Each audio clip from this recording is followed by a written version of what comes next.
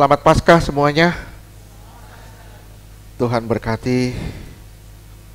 Puji Tuhan. Kebangkitan adalah buah dari kematian. Saya ulang sekali lagi, kebangkitan adalah buah dari kematian. Tidak ada kebangkitan jika kita tidak mati lebih dulu. Tidak pernah ada kebangkitan jika kita tidak mati lebih dulu. Beberapa kali saya bagikan sama saudara, kehidupan jasmani dimulai dari kelahiran, tapi di kehidupan rohani dimulai dari kematian. Kehidupan jasmani dimulai dari kelahiran, tapi kehidupan rohani dimulai dari kematian. Kalau saudara belum mati, berarti rohanimu belum hidup.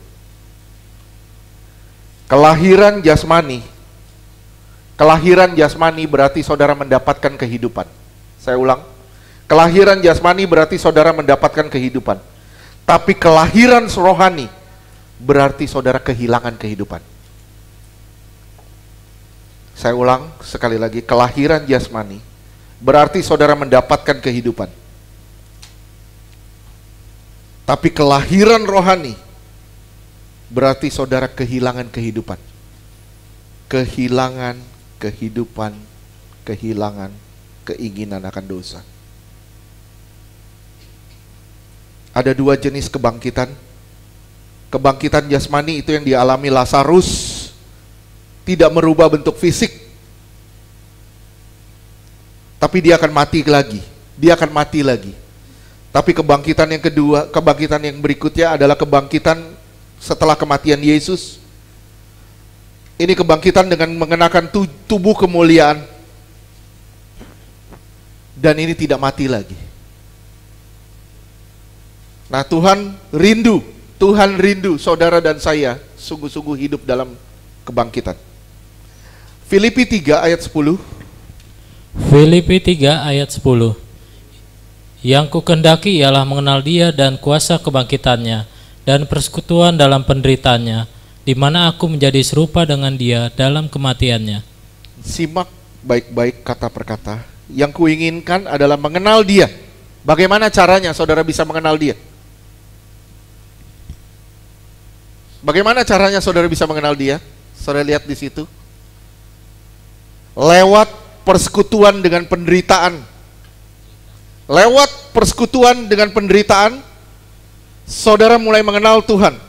Supaya saudara serupa dengan kematiannya. Bagaimana caranya saudara mengenal Tuhan? Sekali lagi, saudara di sini mengenal Tuhan atau tidak? Kalau saudara benar-benar mengenal Tuhan, saudara harus serupa dalam penderitaannya. Sampai saudara menjadi serupa dalam kematiannya. Hanya satu jalan mengenal Tuhan, yaitu mengalami kematiannya. Saya ulang sekali lagi, hanya satu jalan mengenal Tuhan, yaitu mengalami kematiannya. Jumat Agung kita udah bahas mengalami kematian. Pengenalan akan Tuhan dimulai saat Anda mengalami penderitaan. Saat Anda dilukai, saat saudara dilukai, tapi saudara nggak membalas. Tidak merespon negatif saat saudara dilukai.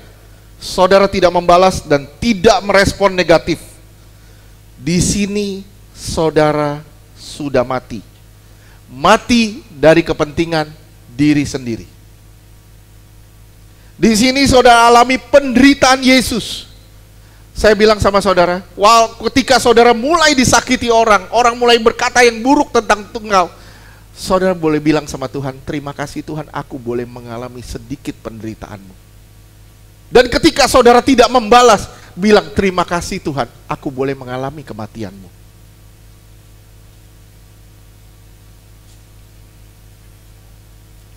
Di sini saudara mati dari kepentingan diri sendiri.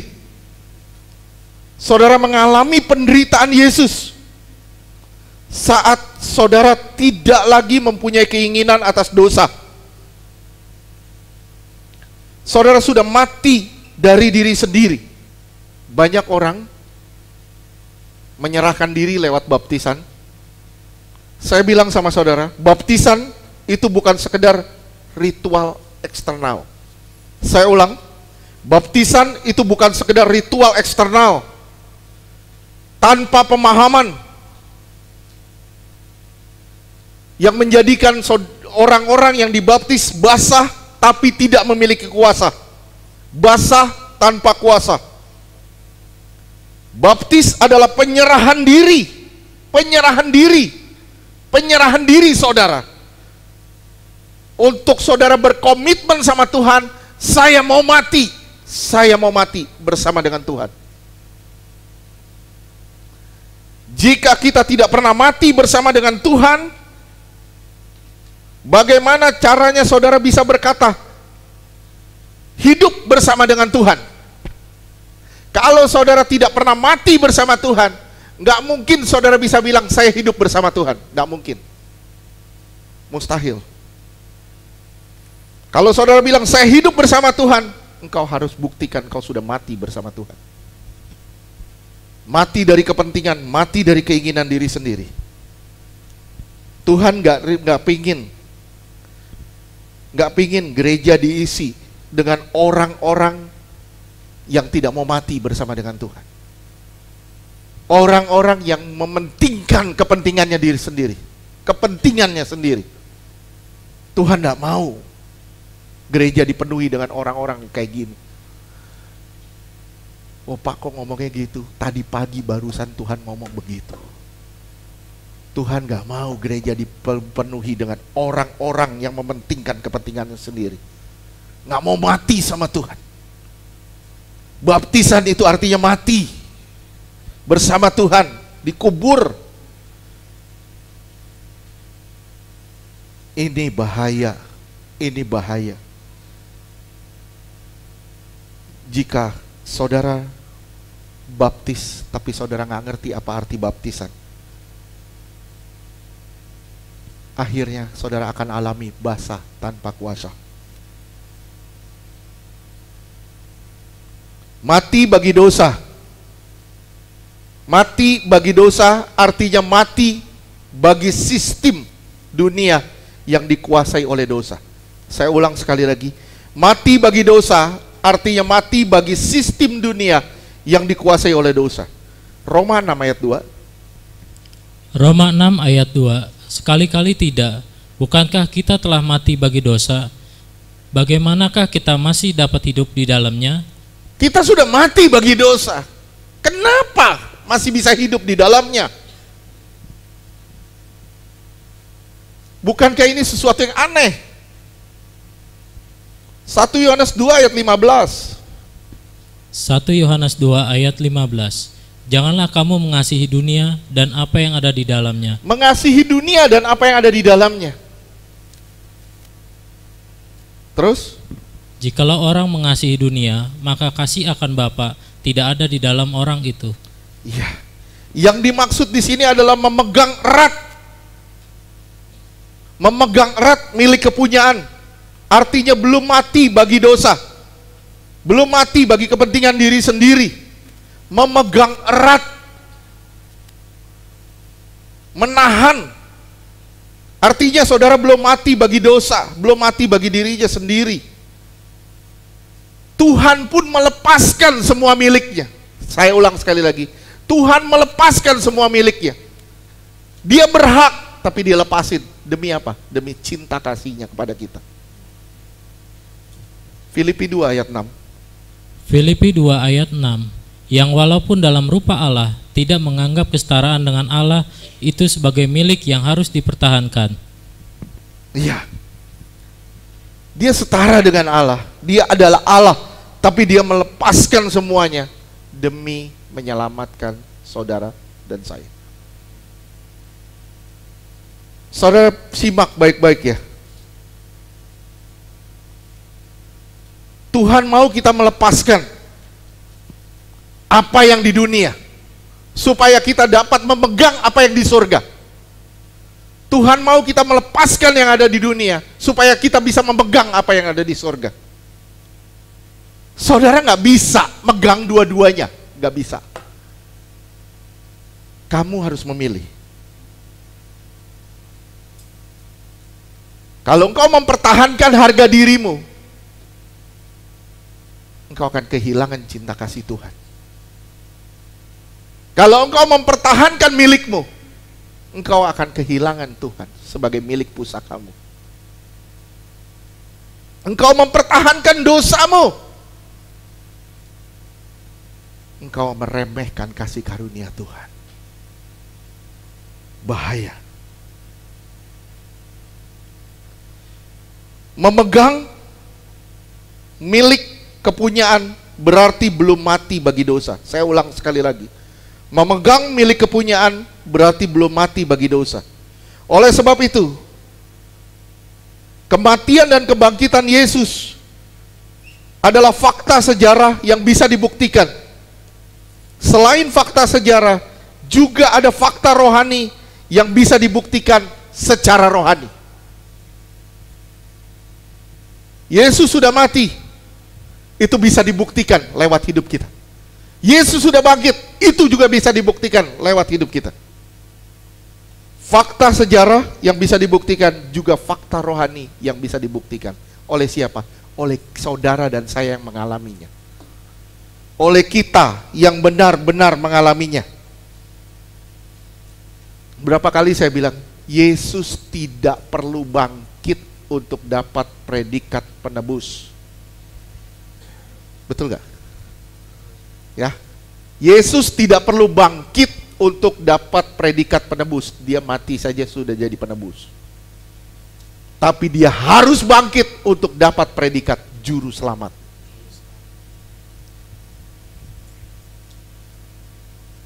Ya, contoh, saya kasih contoh, saya ulang gak apa-apa.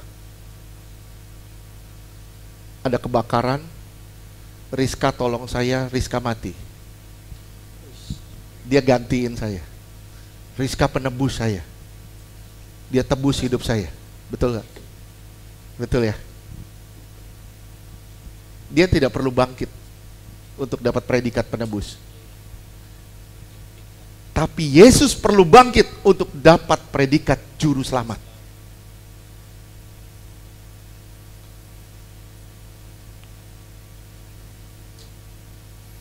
Alkitab berkata, tanpa kebangkitan tidak akan ada harapan. Sekali lagi, tanpa kebangkitan tidak pernah ada harapan. 1 Korintus 15 ayat 14. 1 Korintus 15 ayat 14. Tetapi andai kata Kristus tidak dibangkitkan, maka sia-sialah pemberitaan kami dan sia-sialah juga kepercayaan kamu. Lihat ya, sia-sia semua pemberitaan kami dan sia-sia kepercayaan kamu. Yesus harus bangkit supaya semuanya jadi tidak sia-sia. Saya tanya sama saudara, kita diselamatkan oleh apa?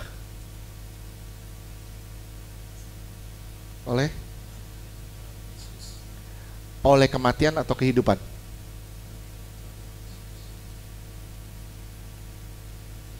Banyak kan kita bilang kita diselamatkan lewat kematiannya.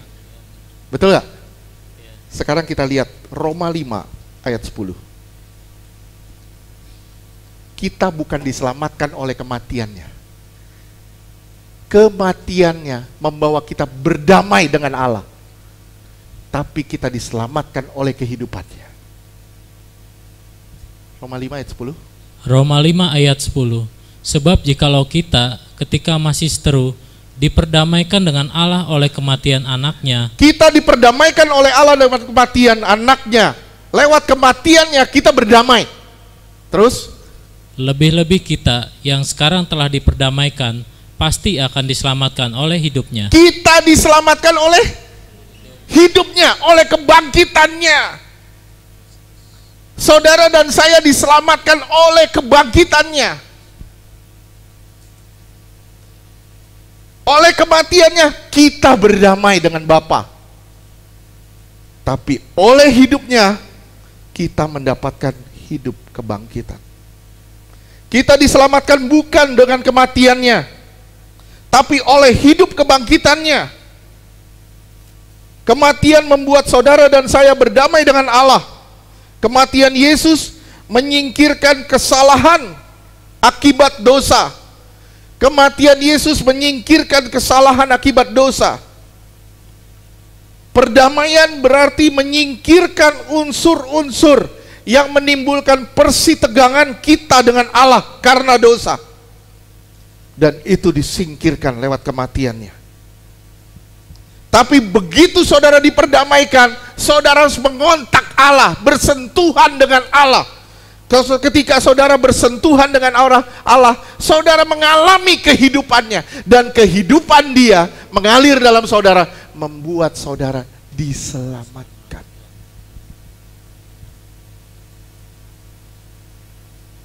Kita bersentuhan dengan Allah. Kita mengalami kehidupan Allah. Kita mengalami perubahan dari hidup kita lewat kebangkitannya. Di situ saatnya kita diselamatkan.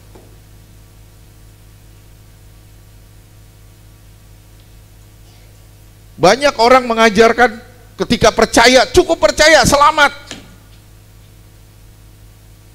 Sekarang saya bilang sama saudara, kalau engkau tidak mengalami kebangkitan, engkau tidak mengalami hidup kebangkitan, keselamatanmu harus dipertanyakan. Perdamaian adalah langkah awal dari keselamatan. Saya ulang sekali lagi, perdamaian adalah langkah awal dari keselamatan. Kembali ke itu dibilang apa? Di sini telah diperdamaikan dengan Allah dengan kematiannya. Lebih-lebih kita. Lebih-lebih kita.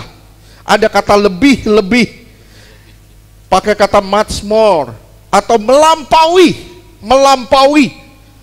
Menjadi Kristen lebih dari sekedar, simak ya, menjadi Kristen lebih dari sekedar I'm forgiven, saya diampuni, lebih dari sekedar I'm forgiven. Tapi menjadi Kristen harus berkata I belong.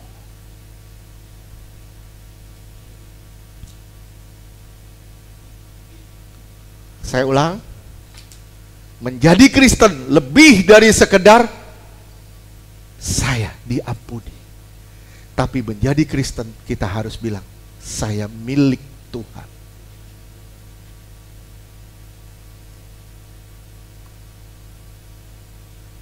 Sampai sini bisa nangkep? Kristen itu harus berkata I belong to Jesus. Oleh sebab itu, untuk apa Yesus bangkit? Untuk apa sih Yesus bangkit? Yang pertama, Yesus bangkit agar dia menjadi Tuhan atas kita. Sekali lagi, dia bangkit agar dia menjadi Tuhan atas kita. Orang yang mati bagi saya adalah penyelamat saya, tapi dia tidak bisa menjadi Tuhan, pemilik hidup saya. Sampai sini paham nggak? Ya, ada orang mati buat saya, dia penyelamat saya, tapi dia tidak bisa memiliki saya. Kenapa? Karena dia sudah mati. Tapi karena dia hidup, dia memiliki saya. Dia memiliki saya. Saya bisa memanggil dia Lord atau Tuhan. Saya bisa memanggil dia Lord atau Tuhan. Tuhan. Apakah saudara bisa memanggil Lord kepada sesuatu yang mati? Apakah saudara bisa memperhambakan diri kepada sesuatu yang mati? Tidak. Saudara bisa memperhambakan diri kepada sesuatu yang hidup. Sampai sini ngerti? Orang mati bagi saya adalah penyelamat, hanya sebatas penyelamat, tapi tidak bisa menjadi pemilik atau Tuhan atas saya, tidak bisa menjadi Lord atas saya. Hanya yang hidup yang bisa kita panggil Tuhan atau Lord. Oleh sebab itu kita bilang dia Lord Jesus. Kenapa? Karena dia hidup. Alasan yang pertama dia bangkit agar dia bisa menjadi Tuhan atas saudara dan saya. Roma 14 ayat ke-9. Roma 14 ayat 9. Sebab untuk itulah Kristus telah mati dan hidup kembali. Untuk itu dia telah mati dan hidup kembali. Terus? Supaya ia menjadi Tuhan, baik atas orang-orang mati maupun atas orang-orang hidup. Dia menjadi Tuhan. atas yang mati dan atas yang hidup. Mau orang binasa, mau orang selamat, tetap dia jadi Tuhan. Bahasa Inggrisnya itu Lord. Bukan God, Lord. Ya. Karena dia Tuhan, dan dia hidup. Dia memiliki perasaan. Saat kita menyinggung dia, saat kita menyakiti dia, dia sedih nggak? Saat saudara bikin salah, dia sedih nggak? Dia sedih. Dia punya perasaan. Saat Anda memilih dunia dari dia, dia menangis. Saat saudara memilih sesuatu yang menyenangkan saudara daripada Tuhan, dia menangis. Kenapa? Karena dia tidak dijadikan Tuhan atas saudara. Karena dia tidak saudara jadikan Tuhan.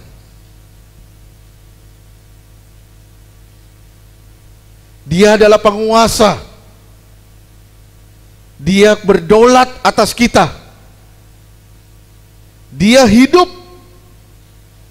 Dia harus berkuasa atas saudara dan atas saya.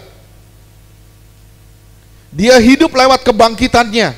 Jika Yesus belum menjadi Tuhan atas kita, maaf ya, simak baik-baik ya. Jika Yesus belum menjadi Tuhan atas saudara dan saya, maaf, dia tidak bisa menyelamatkan Anda. Saya ulang sekali lagi. Jika Yesus belum saudara jadikan Tuhan atas saudara, maaf, dia tidak bisa menyelamatkanmu. Dia tidak bisa menyelamatkanmu. Dia tidak bisa membawamu pada keselamatan. Kenapa? Karena engkau sendiri yang menolaknya. Engkau tidak menjadikan dia Tuhan atas hidupmu. Engkau menjadikan dunia ini, kesenanganmu, Tuhanmu. Bahaya luar biasa. Berapa tahun kita jadi orang Kristen, kalau kita tidak berubah, celaka kita.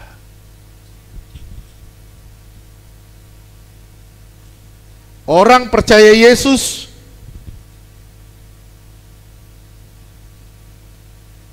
telah mati bagi dirinya sendiri.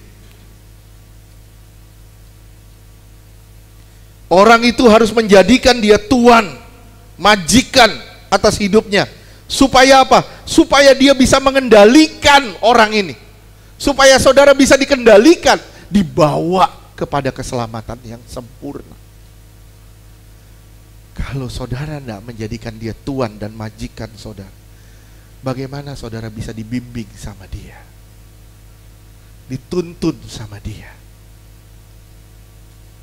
Ingat ya, ingat sekali lagi. Kita tuh diselamatkan oleh hidupnya. Kematiannya membawa kita pada perdamaian, tapi hidupnya membawa kita pada keselamatan. Kita harus mati. Yesus telah mati gantikan kita. Dia telah menjadi penebus, tapi kita diselamatkan oleh hidupnya. Ini satu perkara yang luar biasa. Kalau saudara tidak hidup dalam hidup kebangkitan, kalau saudara tidak hidup dalam hidup kebangkitan, tidak menjadikan dia Tuhan dan penguasa atas hidup saudara, dia tidak bisa menyelamatkan saudara. Yang kedua, kenapa Yesus bangkit? Yesus bangkit supaya menjadikan saudara dan saya manusia-manusia baru. Supaya saudara diubah menjadi manusia baru. Tanpa kuasa Allah yang membangkitkan Yesus, simak, tanpa kuasa Allah yang membangkitkan Yesus bekerja dalam diri saudara dan menjadikan saudara manusia baru, maka kita tidak akan pernah selamat. Kalau gak ada kuasa Allah yang bekerja dalam diri kita, kuasa Allah yang tanpa kuasa Allah yang membangkitkan Yesus bekerja dalam diri saudara dan saya, dan menjadikan saudara dan saya manusia baru, maka kita tidak pernah akan bisa selamat. Jadi ngerti ya? Ngerti ya? Paham ya? Saya harap saudara paham. Banyak orang mengajarkan kasih karunia murahan. Cukup sampai I'm forgiven, tapi gak pernah bilang I'm belong to him. Ya.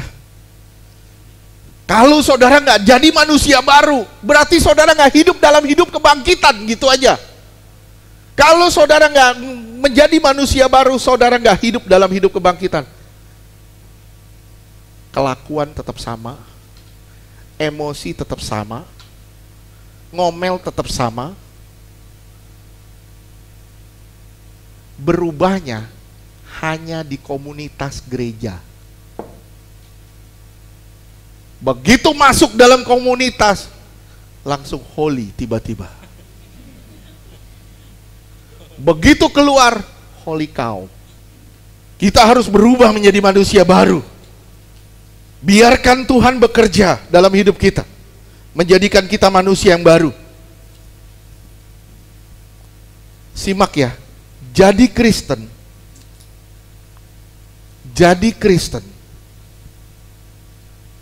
bukan masalah reformasi moral.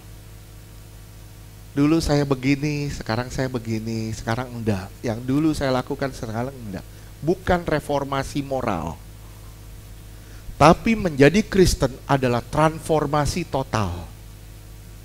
Transformasi total, berubah total. Saya bilang, kalau kita tidak mengalami perubahan total, perubahan yang drastis dalam hidup kita, pertanyakan, bagaimana dengan keselamatan kita? Simak, bagaimana kita lahir baru. 1 Petrus 1 ayat 3. 1 Petrus 1 ayat 3. Terpujilah Allah dan Bapa Tuhan kita Yesus Kristus, yang karena rahmat-Nya yang besar telah melahirkan kita kembali oleh kebangkitan Yesus Kristus. Kebangkitan Yesus Kristus. Bukan kematian. Kita dilahirkan oleh kebangkitan. Kenapa Paskah itu jadi begitu penting sebenarnya? Karena di Paskah ini justru saudara harus menyadari kita harus berubah. Bukan mengalami reformasi moral saja, tapi kita harus berubah total, transformasi total. Istilahnya kalau saudara operasi plastik, bikin sampai orang gak kenal saudara.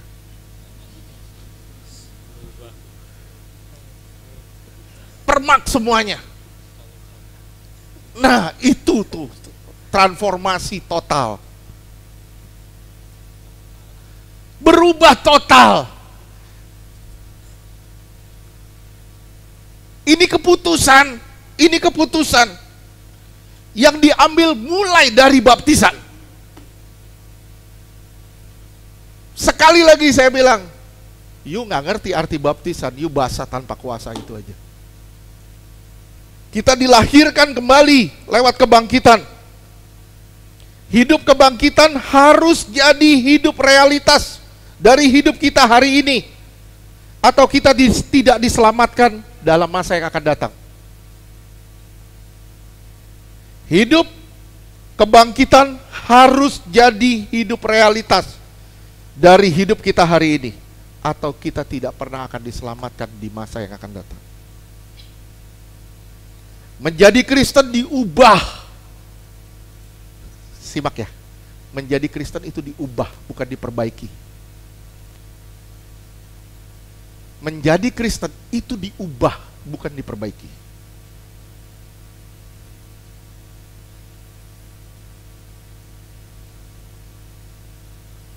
Bertobat, ini baru Jumat nih kemarin. Bertobat itu bukan menyesali dosa, Tuhan ampuni saya, Tuhan saya telah melakukan dosa itu, besok lakukan lagi. Saya bilang, saudara akan mengalami kekudusan saat saudara berjumpa dengan Tuhan. Ketika keluar dari hadirat Tuhan, saudara parah lagi hidupnya.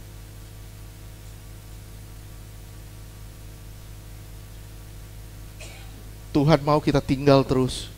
Orang yang menyatu dengan Tuhan pasti mengalami mengalirnya hadirat Allah dalam saudara. Pasti saudara akan mengalami perubahan.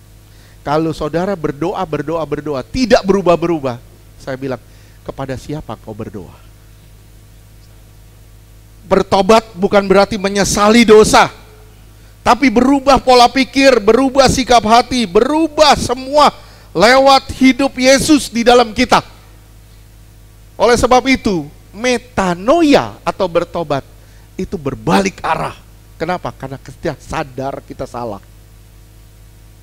Begitu kita sadar kita salah, balik arah, nggak balik ke tempat itu lagi. Itu yang namanya bertobat.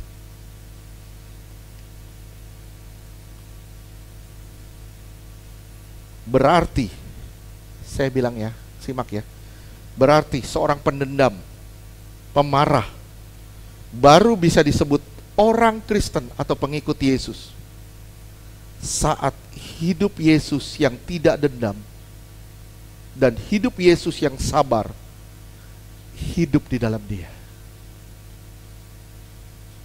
Saya ulang sekali lagi, seorang pendendam atau pemarah baru bisa disebut pengikut Kristus saat hidup Yesus yang tidak pernah menaruh dendam dan tidak pernah marah, dia selalu sabar, hidup itu hidup di dalam saudara. Dengan demikian, hidup Yesus telah hadir dalam hidup kita dan mematahkan kuasa dosa yang memperbudak kita selama ini lewat kuasa kebangkitan. Bisa ngerti gak? Kita diselamatkan karena kuasa kebangkitan, karena hidup Yesus. Kita mengalami perubahan setiap hari.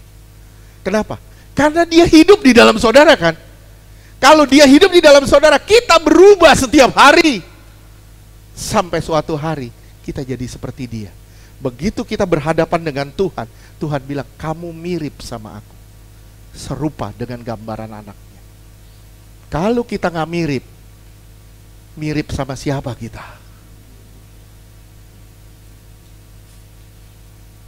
Yang ketiga, kuasa kebangkitan supaya hidup Yesus tersalur di dalam hidup saudara.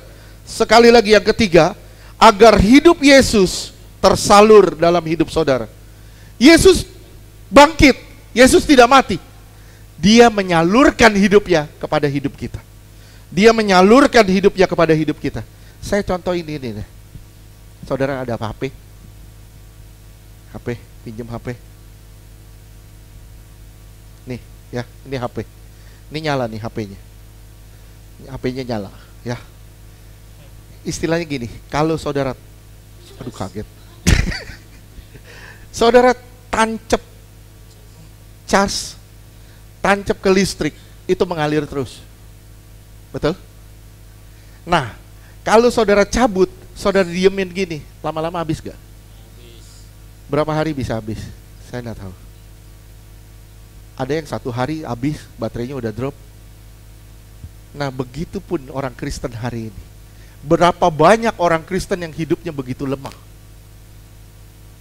Lemah. Dosa jalan terus. Hidup suka-suka. Kenapa? Karena tidak terkontak dengan Allah. Tidak ngecas sama Allah. Tidak nyatu sama Allah. Kalau ini nggak dicas, nggak kontak terus, ini habis terus. Paham nggak? Nah, Tuhan mau kita kontak dengan Dia dan menyalurkan hidupnya ke dalam kita. Paham? Nah, ini maksudnya. Tuhan bangkit supaya Dia bisa nyalurin hidupnya ke dalam kita. Amin.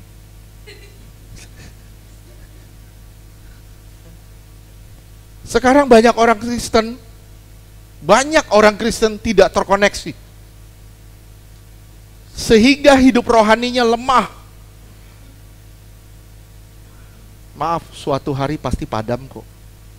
Suatu hari pasti padam. Kalau saudara biarkan, saudara tidak terkoneksi sama Allah, suatu hari pasti padam.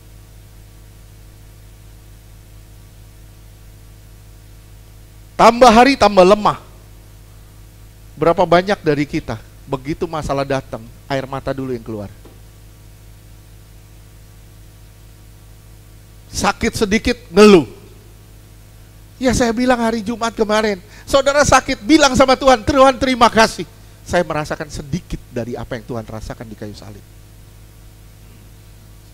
Terima kasih Tuhan, saya boleh merasakan sedikit apa yang Tuhan rasakan. Bersyukur sama Tuhan untuk semuanya.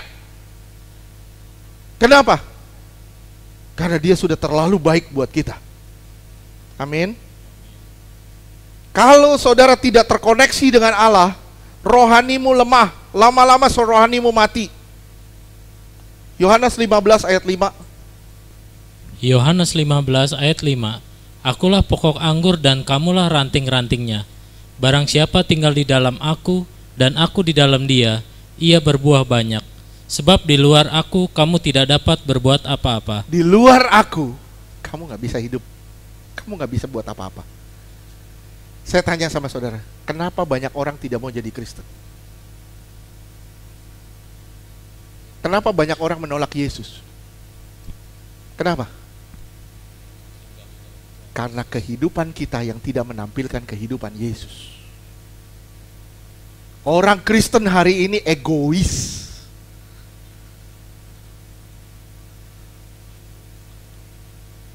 Gereja berlomba jadi crazy rich. Adu mewah, adu megah, adu cantik. Kita mempercantik gedung, tapi tidak mempercantik manusia. Ibadah kita sia-sia. Yang dipercantik orangnya, bukan gedungnya.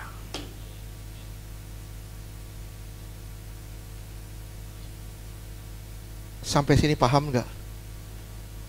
Paham ya? Kenapa banyak orang tidak mau jadi Kristen?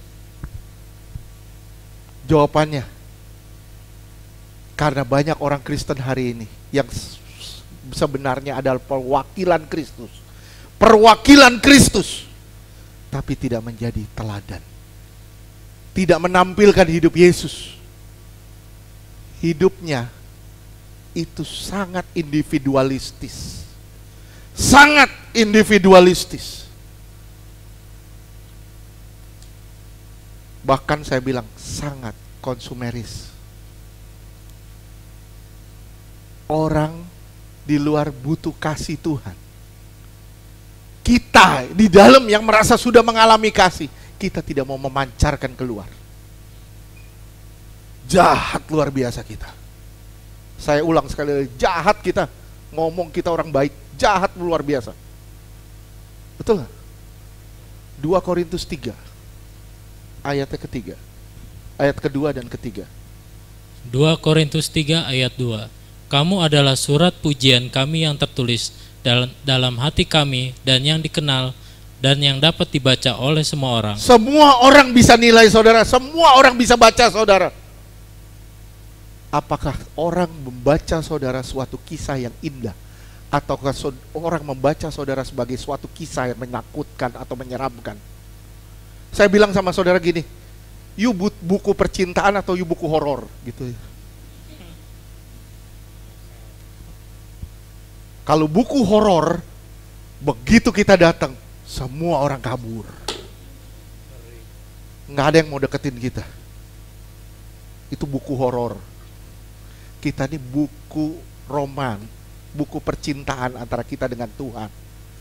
Orang bisa melihat kita dan orang bisa merasakan siapa kita yang sebenarnya. Sampai dunia tidak bisa menolak Tuhan. Sampai dunia tidak bisa menolak Tuhan. Kita tidak hidup begitu individualistis. Kita tidak hidup begitu individualistis. Tidak. Oke. Yang ke berapa tadi? 1, 2, 3, 4. Yang keempat, dia bangkit agar dia menjadi kepala atas kita. Dia bangkit supaya dia menjadi kepala atas kita. Simak ya, selama tangan tersambung pada tubuh, maka tangan adalah bagian dari tubuh. Selama tangan ini tersambung sama tubuh, tangan ini adalah bagian dari tubuh kita.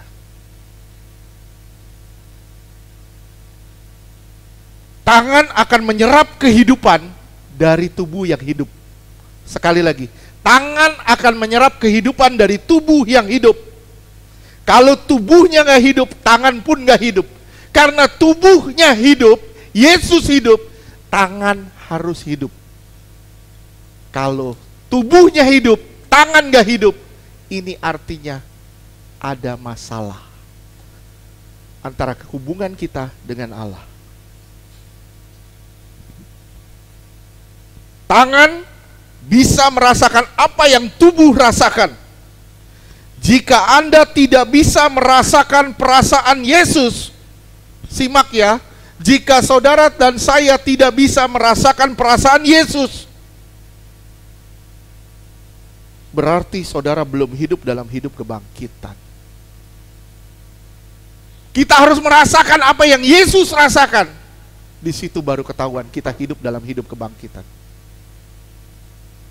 Menjadi Kristen bukan sekedar tahu Yesus itu penguasa, tapi jadikan dia penguasa.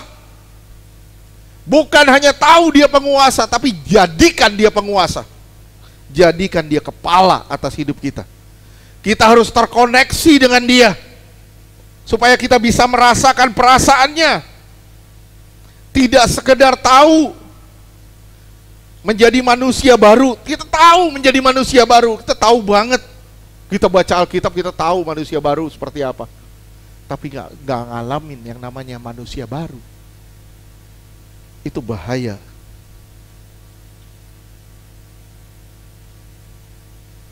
Kita harus bergantung sepenuhnya kepada dia. Saudara simak, keselamatan itu jauh lebih dari sekedar diperdamaikan. Keselamatan itu jauh dari sekedar diperdamaikan. Tapi keselamatan itu harus mengenakan kehidupan Yesus.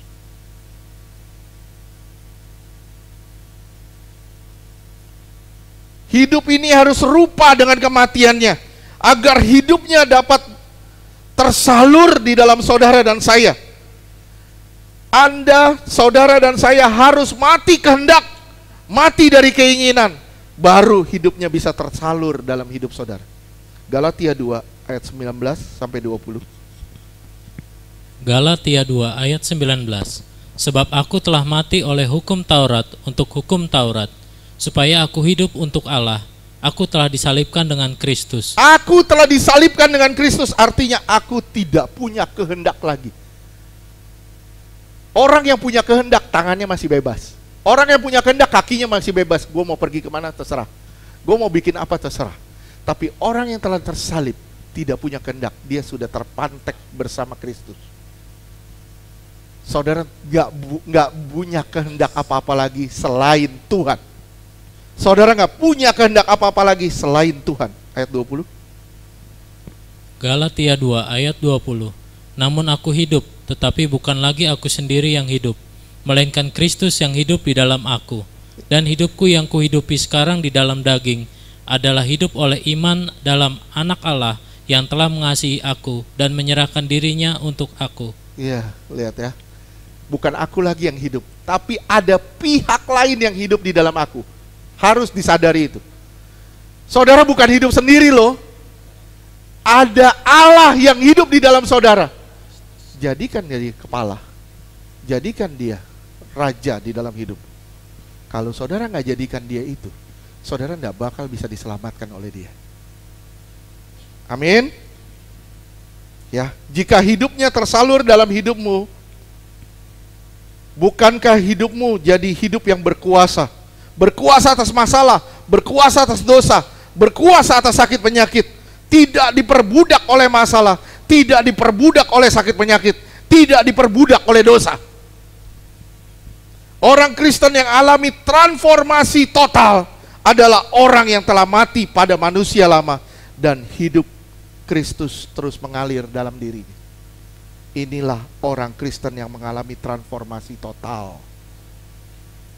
Izinkan dia mengalir dalam hidupmu. Yang kelima, agar dia menjadi pengantara kita. Dia bangkit supaya dia bisa menjadi pengantara kita. Ibrani 7 ayat 23 sampai 25. Ibrani 7 ayat 23.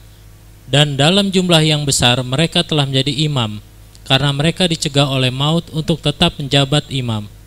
Lihat ya, ini bicara soal penebusan. Terus 24. Ayat 24. Tetapi karena ia tetap selama-lamanya, imamatnya tidak dapat beralih kepada orang lain. Karena dia sempurna, imamatnya tidak beralih pada orang lain. Terus 25. Ayat 25. Karena itu ia sanggup juga menyelamatkan dengan sempurna semua orang yang oleh dia datang kepada Allah. Hanya yang selamat, hanya yang hidup yang bisa menyelamatkan. Oke, sekali lagi, hanya yang hidup yang bisa menyelamatkan. Yang mati nggak bisa menyelamatkan. Mati itu perdamaian, hidup itu keselamatan. Sampai sini paham? Paham apa arti kebangkitan? Lihat ya, dia bukan hanya hapus dosa masa lalu, tapi kesalahan kita hari ini. Hari ini kita masih sering buat salah. Kita butuh pengantara kepada Allah. Kita butuh Yesus yang hidup. Kita sering buat salah. Kita butuh Yesus yang hidup. Bahkan dia duduk menjadi pembela kita. Itu luar biasa loh. Iblis itu pendakwah. Iblis itu pendakwah. Dia dakwa kita siang dan malam. Betul? Allah itu hakimnya. Yesus itu pembelanya. Dia bela kita mati-matian. Dia bela saudara, dia bela saya. Dia hidup, dia membela saudara. Bertobat. Bertobat kita. Serahkan diri kita sama Tuhan. Kalau Allah ada di pihak kita, siapa yang bisa melawan kita? Roma 8 ayat 34. Roma 8 ayat 34. Kristus Yesus yang telah mati, bahkan lebih lagi, yang telah bangkit, yang juga duduk di sebelah kanan Allah. Dia telah mati, bahkan lebih lagi dia sudah bangkit. Dia duduk di sebelah kanan Allah, berarti dia hidup. Terus? Yang malah menjadi pembela bagi kita. Dia jadi pembela kita. Ayat 31. Roma 8 ayat 31. Sebab itu apakah yang akan kita katakan tentang semuanya itu? Jika Allah di pihak kita, siapakah yang akan melawan kita? Gak ada yang bisa melawan kita jika Allah di pihak kita. Allah hanya bisa di pihak saudara ketika saudara hidup dalam kebenaran. Ketika saudara tidak hidup dalam kebenaran, Allah tidak bisa di pihakmu. Yesus basuh kita dengan darahnya sehingga kita benar di hadapan Bapa. Dia bersyafaat selalu bagi saudara dan bagi saya. Jika Yesus tidak bangkit, bagaimana dia bisa bersyafaat bagi kita dan membela kita dari dakwaan iblis siang dan malam? Dia bersyafaat bagi kita supaya kita diampuni. Luar biasa kan? Dia bersyafaat bagi kita supaya saudara diselamatkan. Misalnya Ibu Mita lagi ngaco, misalnya tolak dalam nama Yesus. Saya bersyafaat buat Ibu Mita. Saya bersyafaat bagi Ibu Mita. Lihat loh apa yang terjadi. Ibu Mita lurus lagi. Itu yang Tuhan lakukan buat kita. Kenapa? Karena dia hidup. Dia jadi pengantara kita. Dia bersyafaat bagi kita. 1 Yohanes 2 ayat 1. 1 Yohanes 2 ayat 1. Anak-anakku, hal-hal ini kutuliskan kepada kamu supaya kamu jangan berbuat dosa. Namun jika seseorang berbuat dosa, kita mempunyai seorang pengantara pada Bapa, yaitu Kristus Yesus yang adil. Kalau kita berbuat dosa, kita punya pengantara, Yesus Kristus yang adil. Saudaraku, apa makna kebangkitan? Apa makna kebangkitan? Saya sekarang merdeka dari kuasa dosa. Saya merdeka dari tuntutan dosa. Saya telah mati atas dosa dan hidup dalam hidup kebangkitan. Misalnya ada orang nanya sama Lina Bukit, Lin, kenapa lu bisa percaya sama Allah Yesus yang telah mati terus bangkit? Apa dasarnya kamu percaya? Kalau ada yang nanya ke saya bilang gini, jawabnya gini, saya percaya Yesus itu mati, Yesus itu bangkit. Gimana caranya saya percaya? Lihat hidup saya, hidup dalam hidup kebangkitan. Kenapa? Saat saya nggak mengalami kebangkitan, saya mengalami transformasi, saya mengalami perubahan. Saya bisa bersaksi sama orang kalau saya mengalami hidup kebangkitan. Apakah saudara sudah mengalami hidup kebangkitan? Yesus telah menjadi buah sulung kebangkitan supaya kita pun dibangkitkan bersama Dia. Jika ada orang bertanya kepada kita, apakah kita percaya pada kebangkitan? Kita jawab ya, karena kita sendiri mengalami hidup kebangkitan. Apakah saudara benar-benar sudah merasakan hidup kebangkitan? Apakah saudara benar-benar sudah mengalami perubahan? Apakah saudara masih hidup dalam hidup yang lama? Apakah saudara masih hidup dalam manusia lama yang berbaur dengan manusia baru? Bahaya luar biasa. Pelayanan tidak bisa menyelamatkanmu. Rajin ke gereja tidak bisa menyelamatkanmu. Yang bisa menyelamatkanmu adalah perubahan hidupmu. Totalitas sama Tuhan. Totalitas sama Tuhan. Kalau engkau nggak total, bagaimana Tuhan bisa menyelamatkanmu? Apakah kita mengalami kuasa kebangkitan hari ini?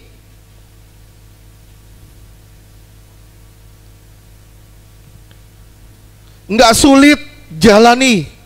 Nggak sulit kita menjalani hidup kebangkitan itu, nggak sulit. Kenapa? Karena Tuhan terus-menerus menyalurkan energi kepada saudara. Energi kepada saudara. Coba lihat Filipi 2 ayat 12 dan 13. Filipi 2 ayat 12. Hai saudara-saudaraku yang kekasih, kamu senantiasa taat, karena itu tetaplah kerjakan keselamatanmu dengan takut dan gentar. Bukan saja seperti waktu aku masih hadir, tetapi terlebih pula sekarang waktu aku tidak hadir. Keselamatanmu dalam takut dan gentar. Kerjakan. Walk out. Bukan walk for. Walk out. Terus berlatih atau hidup seperti orang yang diselamatkan. Kerjakan keselamatan, hidup seperti orang yang diselamatkan, bukan orang munafik. Terus ayat 13. Filipi 2 ayat 13. Karena Allah lah yang mengerjakan. Allah yang mengerjakan, bahasanya energo, artinya memberi energi, memberi kekuatan kepada saudara untuk berkata tidak pada dosa. Tuhan memberi saudara energi, kekuatan, supaya saudara bilang enggak pada dosa. Tuhan pasti memberi kekuatan, tapi kalau kita menikmati, bagaimana Tuhan menyelamatkan? Semua kembali pada diri kita. Apakah saudara mau menyerahkan hidup total sama Tuhan? Apakah saudara tidak mau total sama Tuhan? Saya rindu kita semua berubah di sini. Sekali lagi saya ulang, kerinduan hati Tuhan adalah kita semua berubah, hidup dalam hidup kebangkitan. Amin. Tuhan berkati.